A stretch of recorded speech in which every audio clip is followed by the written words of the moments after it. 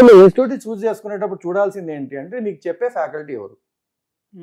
అసలు ఆ నేను ఓపెన్ గా చెప్తాను, మీరు ఎప్పుడైనా ఒక ఫ్యాకల్టీ దగ్గరికి వెళ్ళి సార్ నేను బ్యాంక్ ఎగ్జామ్ కోచింగ్ తీసుకుందాం అనుకుంటారా, నా క్లాసెస్ చెప్పేది ఎవరు, ఎందుకు డబ్బులు మీరే కదా కట్టేది. కరెక్ట్.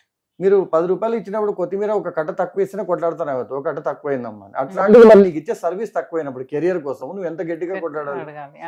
నాకు చెప్పే ఫ్యాకల్టీ ఎవరు, వీళ్ళు ఎంతమంది బ్యాంక్ ఎగ్జామ్ క్రాక్ చేశారు, ఎక్స్పీరియన్స్ ఏంటి, వాళ్ళ ఎక్స్పీరియన్స్ ఏంటి, టీచింగ్ ఎక్స్పీరియన్స్. ఓకే, ఈ రోజుకి వాళ్ళకి ఒక బ్యాంక్ ఎగ్జామ్ పెడితే క్రాక్ చేయగలరా, చేయలేరు. ఇప్పుడు ఫుట్బాల్ ఆడిన వాడిని తీసుకొచ్చి క్రికెట్ కోచ్ చేసేట్లు ఉంటుందండి. సో క్రికెటర్ కూడా అడుగుతాడు అతను ఉన్న ఎక్స్పీరియన్స్ ఏంటి, తన యావరేజ్ ఎంత, ఎన్ని రన్లు కొట్టాడు, చూసిన తర్వాత కోచ్ గా తీసుకుంటారు.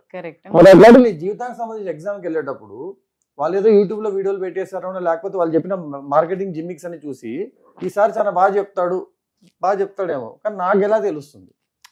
ఒక స్టూడెంట్ ఆలోచించుకోవాలి, నాకు 20,000 రూపాయలు ఒక 2 ఏళ్ల సమయాన్ని అక్కడ ఇన్వెస్ట్ చేస్తున్నాను, సో నాకు చెప్పే ఫ్యాకల్టీ ఎవరు. ఇంకొకటి, చాలా ఇన్స్టిట్యూట్స్ ఒక ఫ్యాకల్టీ ఫేస్ చూపిస్తారు, ఆ ఫ్యాకల్టీ 1-2 క్లాసెస్ తీసుకుంటారు, మిగతా 100 క్లాసెస్ తీసుకుంటారు. అలాంటప్పుడు మీరు ఏం చెప్తారంటే నేను కట్టిన ఫీజు సగం వెనక్కియండి.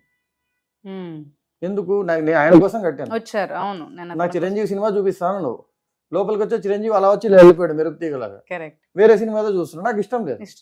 So you should be able to command.